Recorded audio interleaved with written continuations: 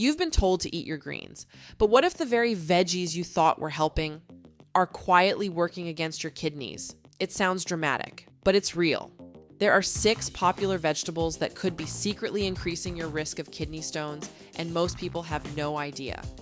In this video, we're breaking down which veggies to watch out for, what's really happening in your body, and how to stay healthy without ditching your favorites. The juice ingredient, that's not as innocent as it looks. It seems harmless, just a sprinkle, right? But when it shows up in green juices or smoothies by the handful, you're getting more than vitamins. Parsley is quietly loaded with oxalates, which in excess can crystallize and form kidney stones.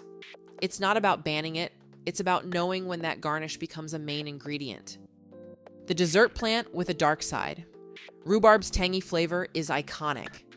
But did you know it was once used medicinally as a laxative? That's because it contains compounds that affect how your body absorbs minerals. And yep, rhubarb is one of the highest oxalate veggies out there, meaning your sweet treat might be doing more than just satisfying your cravings. Spinach, the health food that needs a footnote. Spinach is praised everywhere, for good reason. But it also holds a nutrition paradox. The same compounds that make spinach so nutrient-dense also bind to calcium in your gut, preventing absorption and increasing oxalate levels in your system.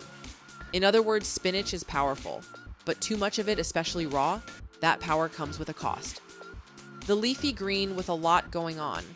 Swiss chard is beautiful. Rainbow stalks, deep green leaves, tons of vitamins. But here's what most people don't realize. It doesn't just contain oxalates. It's also high in potassium and vitamin K, which can complicate things if you have kidney issues or take certain medications. So while it's not bad, it is a heavy hitter. Best used in rotation, not domination. The slimy superfood that's surprisingly complicated.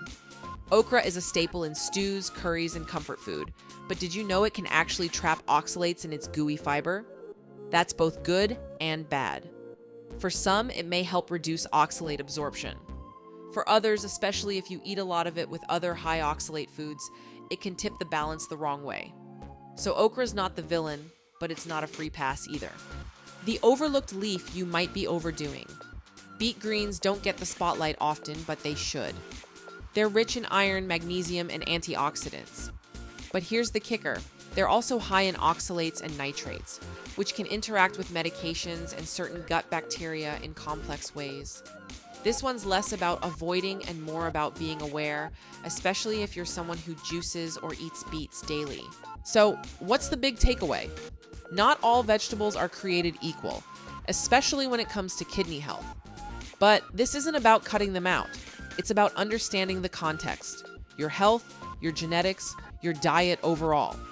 If you're prone to kidney stones, spacing out high oxalate foods, staying hydrated, and mixing in low oxalate veggies can make a huge difference.